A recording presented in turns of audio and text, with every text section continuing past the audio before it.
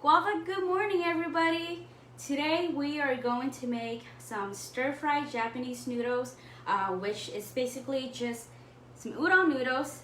It's thick noodles, rice noodles, and it has a really good texture. Soaks in whatever sauce that you cook it with, so really yummy. I used to make this recipe every summer for our library program, so I'm really happy that we get to make this today again. So let's go ahead and get started. It's a really complicated recipe just because you have to do a lot of cooking. There is a lot of moving parts and a lot of small ingredients that we are using. So yes, kiddos, you are gonna need adult today because you'll be cooking with a really hot pan, and again, a lot of choppings, a lot of thin slices, which needs a sharp knife. So let's go ahead and get started. I'm super excited. Don't forget to wash your hands before you start chopping, and also make sure you rinse all of your vegetables. So yeah, I think we are good to go. So there are a couple of things that I did do ahead. And again, this is also one of our recipes that you can easily deconstruct. So I'm using bok choy as my greens today. I also have carrots and onions. Again, if there's any other vegetables that you prefer to eat, that you like to cook with, you can swap things out. So the bok choy, easily you can replace it with something else like spinach, maybe even kale. I haven't tried that, but hey, if you like kale, you can use that instead. So those are what I have for today. There are some things that I did ahead of time, like for my bok choy. What I did, every time I do cook with bok choy, if I know that I am going to use the whole bulb of it, what I do is either I would break the leaves so that I can clean it as I break them, or I just cut it in half so that I can clean out the core. So as you can see, it's pretty layered, so it will be really hard to clean the core if you just leave it as a bowl. So what I did was I cut it all in half so that I can clean that out, and then you can either chop it or break it apart later. So we have that prepped. I already chopped my carrots really thin into really thin slices just so that it cooks fast, and it's also easier to eat when I eat it later. I chopped my garlic already, and I have some sauce here ready to go. Here's our egg beaten. So I think we are ready. Let's go ahead and get started. Turn on our induction burner, start heating up the pan, add some oil. All right, just a little bit of oil. And our recipe, according to our recipe, the first thing that we're gonna cook is our garlic. So as I said, I had my garlic chopped already. I chopped in, what's the word? Roughly chopped. So what that means is that it's still is, you still have a good chunk size to it. So if you don't really like garlic, but you do like maybe the taste or the aroma of it, you can finely chop it so that when you eat it, you don't get like a big chunk like that. But I roughly chopped it because I do like garlic and I want to get a bite of that. Okay. Again, kids, you're gonna need adult for this part. Just wait for it to heat up a little bit. One thing I actually recently learned is, how do you know if your oil is heat up but you don't want it to start splattering? Is you use something like a chopstick and just put it on top, and if it bubbles up, that means that it is hot. And it actually bubbled a lot, so I'm gonna lower the heat just a little bit and pour that in. Here you go, it's already cooking. Turn it back up. Make sure you have a wooden spoon so that you can stir this around, and just let that cook for a little bit, 2 to 3 minutes, or what I would wait for is to see a little brown on the garlic. So once you see a little brown on it, the next thing we're gonna throw in is our carrots and our onions. So our recipe called for a quarter of an onion, and you want to thinly slice your onion. So don't forget your claw. Thinly slice it so that it cooks nicely with our carrots. If you like your onions a little crunchy, and I don't know, if you just like the bigger sizes, then you don't have to make it so thin like I do. But I like it thin, and I like my onions to be really cooked. So that looks good. Now we're gonna add our onions to it. We're gonna lower the heat a little bit.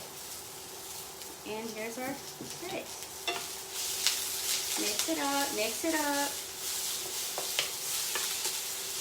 Again, you want the colors to be all around. So I want my orange to be all around. Okay. Ooh. Okay. Nice and mixed. When you stir fry, again, this has a lot of moving parts. So if you're scared that you're gonna overcook something, lower your heat. And one thing I always do is whenever I make any stir fries, I have an extra bowl of water here just to be safe. Okay, so now we're gonna add some sesame oil. We need a teaspoon of it. Here's my 1 teaspoon. Add just a little bit of that. So it's still cooking. And we are going to add our noodles. So here's our udon noodles. Yum, yum. Oh, the sesame oil smells so good. And you're going to use a chopstick, or if you feel more comfortable using a fork, use a fork to slowly break apart the udon noodle. If you use a spoon, it might cut up the noodles a little bit, which will end up giving you really smaller pieces of noodles, which is okay, but you might just have to end up eating it with a spoon. All right, so let's break it apart. Always check to make sure whatever udon noodles that you buy, if you bought like pre-cooked ones, then you don't have to cook it, you just need to soak it in water. Or if you bought ones like me where it still has to be cooked a little bit, cooked it a little bit, not too much, because it will still cook here. But what I had to do was I did have to cook my udon noodles a little bit, and then I just sort of soak it in some cool water as I wait to cook it. So always check your package, check the instruction. All right, so now the cooking is slowing down a little bit. I'm gonna up the heat. So it's a lot of moving part. You gotta pay attention to a lot of things, and always have your water on the side just to be safe. So next thing we are gonna do, as that loosens up, is we're gonna add a teaspoon of soy sauce and half a teaspoon of fish sauce. So we're adding our sauce early now, just so that it can start, so that the noodles can start soaking in all of the flavors of the sauce. Where is my 1/2? Okay, the 1/2, really tiny fish sauce. Ooh. That was the sesame sauce. Good thing I didn't pour it yet. Here is our fish sauce. Okay. Ooh. So if you have one that sprays out like that, you gotta be really careful. All right, so that was really tiny, just a little bit. Again, mix that up. And at this point, when you add your noodle, you just wanna use a chopstick or, again, a fork to cook it, because if you continue to use the wooden spoon or a spoon, you're just gonna keep on breaking the noodles. So use a chopstick or a fork. All right, what's next? Now we get to add our greens. So we are on to our bok choy. Again, you can break it like that and chop it from there, or what I'm actually gonna do is just leave it as a whole piece like that and just chop it using my claw. Just like that. Again, if you are doing it, if you are taking this route, you're not gonna get equal size pieces of bok choy, but that is okay. Some pieces are gonna be a little bit thicker, some pieces are gonna be wider.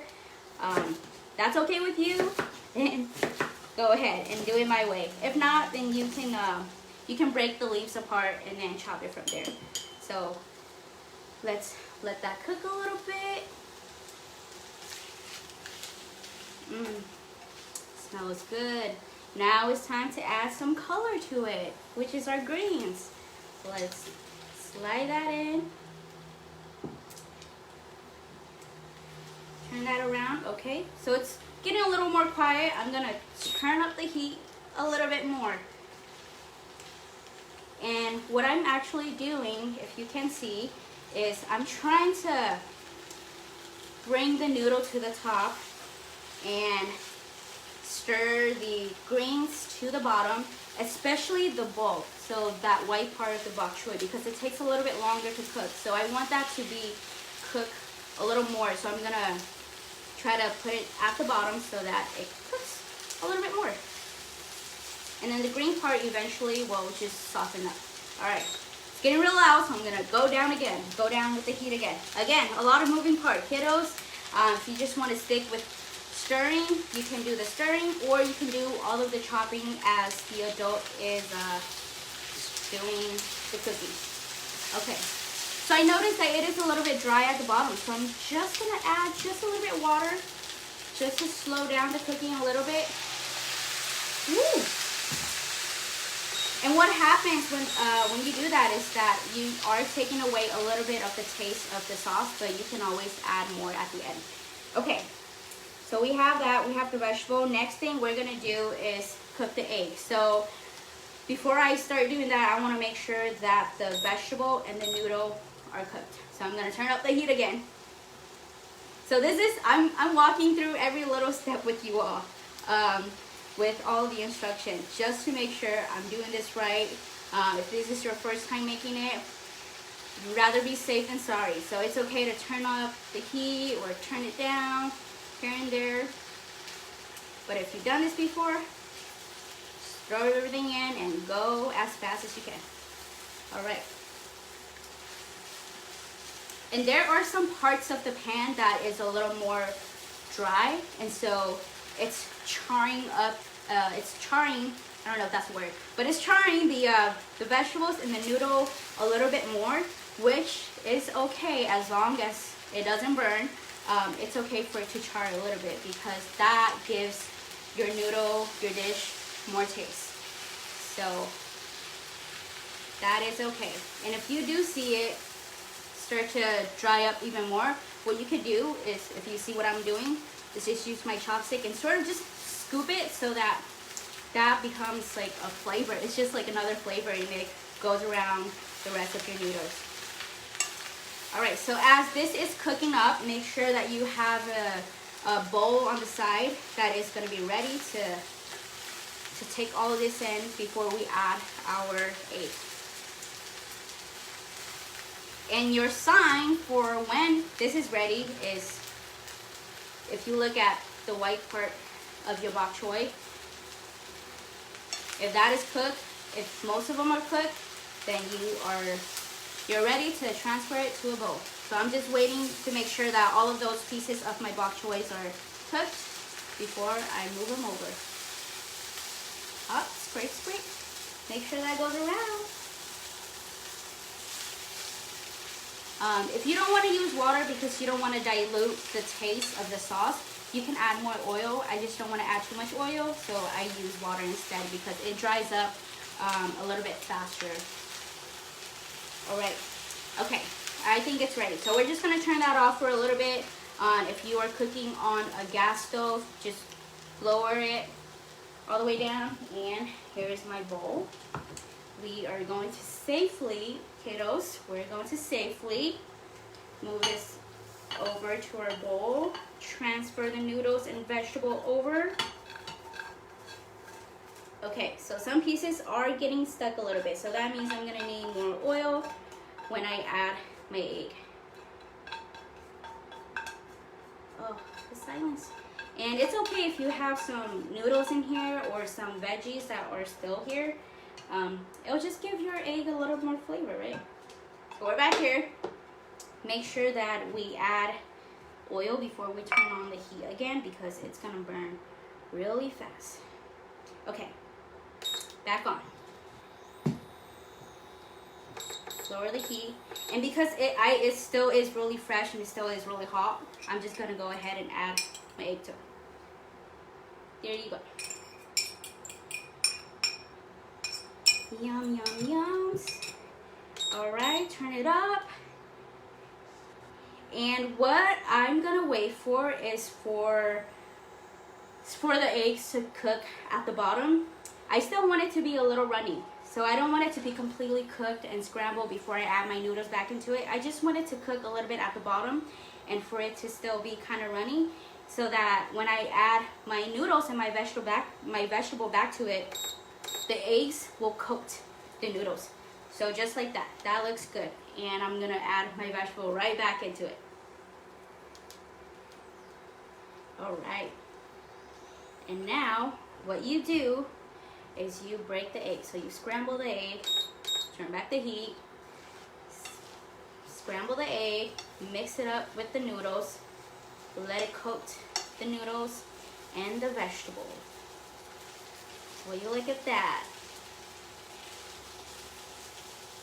Smells good, looks good, it looks colorful. Yes, so if you're using a chopstick, you might have to scrape the eggs at the bottom just so that it mix up with the rest of your noodles and your vegetables. All right, check out every part of the pan. Make sure there's not maybe a piece that is somewhere that you didn't get to. Mix it up again. Stir it upside. So things that are at the bottom, bring it to the top. Bring it to the top. Bring it to the top. All right, I think I got all the eggs and my vegetable looks cooked. And the noodle has been cooked, so it's good. The noodles are good already. Again, you don't want to overcook it. So the pan's already hot. It's going to be cooking in there. We're ready to try it out. Okay, so get your bowl. Get your bowl ready. Make sure you get some of those carrots. Get that piece of bok choy. Ooh, look at that piece of bok choy. Yum, yum, yums. Get some noodles for sure. Some eggs. Oh, so exciting. Okay, so on our recipe, it is also optional if you want some more soy sauce, if you want it to be a little spicier, you can also add some Thai chili to it. So I have that set aside on a tinier bowl like this. If you just want to try it out, you can just dip it. So that's a long piece of noodle, which is good. You can just dip it like that. Make sure to blow it, it might be hot. That's really good. Or if you did what I did and add some water there and you're kind of worried like, oh, maybe it might take away some taste to it, you can also just pour a little bit of it back into your bowl. Pour a little bit. Okay, there you go. Put in your chili. You want it to spicy. If you want it to be spicy, mix it up again and see how that tastes. Let's get a piece of bok choy. Oh, look what I did. I just poked right through it and it's ready to go. Again, really hot. Just came out of the pan. Mmm. That is so good. So yummy. Well, that is it for today. We did it. That was a lot of moving part, but we did it. I believe you can do it. Don't forget to check out foodliteracycenter.org for the full recipe, for all the supply lists that we have, and also any past recipes, videos that we made. If you want to go back and take a look at some of the videos that we made, check it out. Don't forget to shop local, there's a lot of year-round farmers market that you can go to, that you can still go to and find really good, yummy greens and vegetables. So thank you so much for tuning in today with me, and I hope you have a watermelon wonderful day. See you next time.